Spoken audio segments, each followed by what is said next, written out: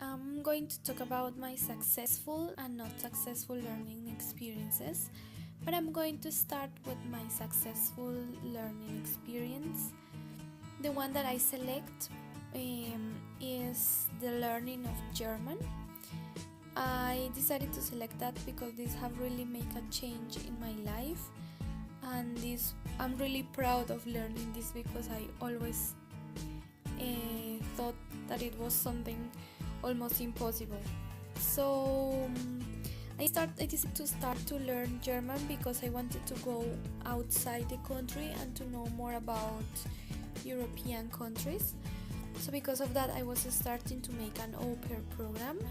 This is a program in which you go for a year, take care of kids, and the family give you the opportunity to live in the house, and they provide you food, and you can go and learn a new language, live for some time and share time with a family, and also learn a new language. So I decided to go to Germany. So for doing this, I need to have at least a A1 level. So I started to study in the UPTC, but this was not enough. So I moved to Bogota, and I was studying in the Sprache Institute in Bogota. So I just had A1 level, so then I decided to go to Germany. There, at the beginning it was so hard because A1 is just a basic level. So with this I can really communicate with people. It was a different culture. I was living a culture shock. So after 2 months of being there, I just wanted to come back to Colombia because I couldn't understand anything what they were saying. So I feel kind of frustrated and a little silly because I couldn't do like basic stuff. So after the 2 months, I decided that I had to stay there and to learn in any way have German. So I decided to book into a language course for starting A2, and also I start to stop speaking in English with the family because the family speak in English with me. So then I just start to speak in German, and since that moment, I could really notice that I start to learn and understand more and more. This just became a necessity because I really need to communicate even with the bus driver, even with like people in the bakery, in the supermarket. So it was a necessity for me, and I really feel the pressure of doing this. Otherwise, it will be like a hell to be there, because if I couldn't speak German, I couldn't have friends, I couldn't like have a normal life. So I decided to really press myself through the process of learning, and also take care of the people that were in my surrounding. I start like to watch films in German, to see German television, to reading the newspaper, like to try to have all the input possible. And after 6 months I already could understand quite much. I was finishing the A1 course, and I decided to continue with B1, and since that moment I just continue learning, and I start to communicate and to have friends, German friends. And this is a really nice experience of learning because it's a matter of really receiving, like having the necessary input, and a matter of practicing and really be exposed to that. Because anyway, to be in this country doesn't mean that I will really learn how to talk in German, because I know some people that was living 5 years in Germany and they were not able to really talk good German. So it's more a matter of really want it and really be exposed to this language. So now I'm going to talk about the unsuccessful learning experience. So my unsuccessful experience was learn how to drive. So this is a long story but with a sad ending. I started lesson classes, these driving classes, when I was 15 because my father gave us, to my brother and I, a gift that was the driving license. So, and it was for free, and it was a gift. I decided to take these classes.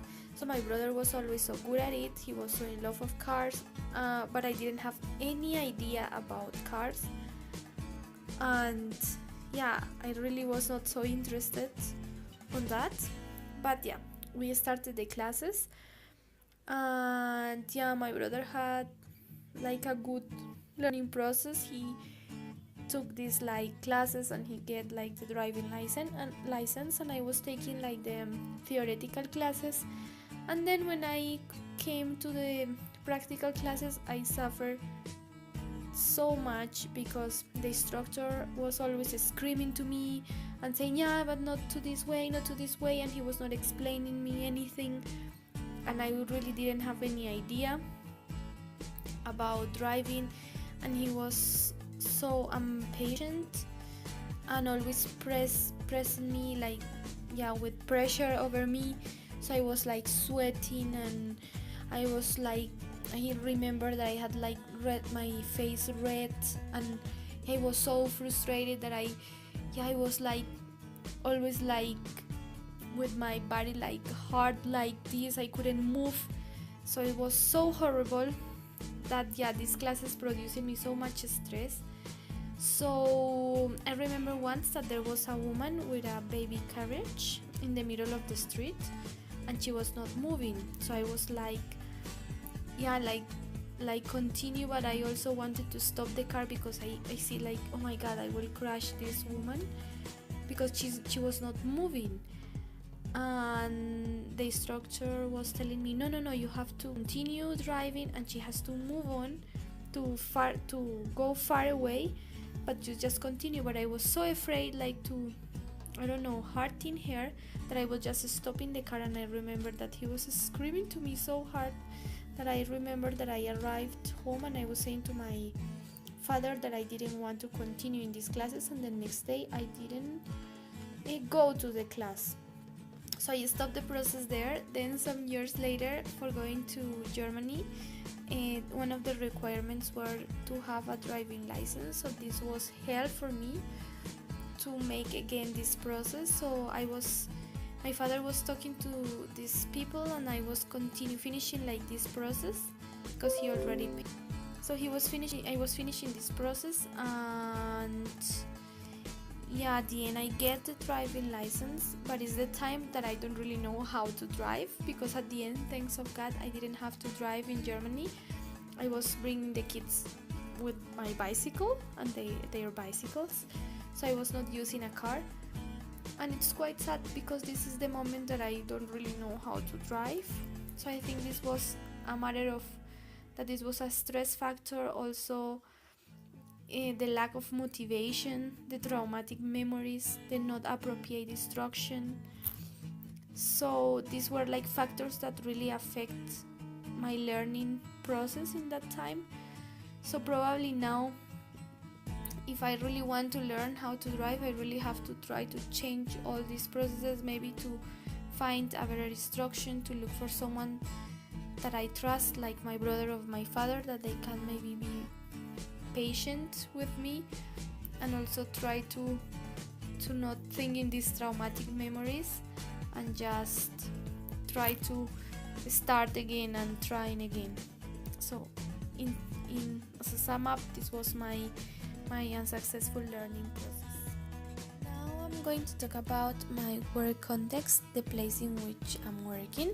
This is a private school located in Tunja. This is a quite big school.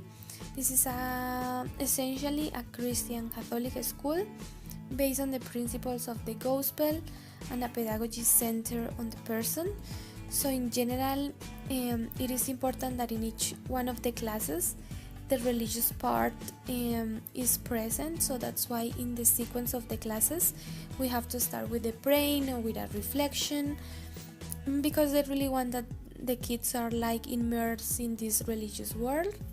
About the vision and the mission, the school really want to educate people in an integral way, not just for academic purposes but also for life with values.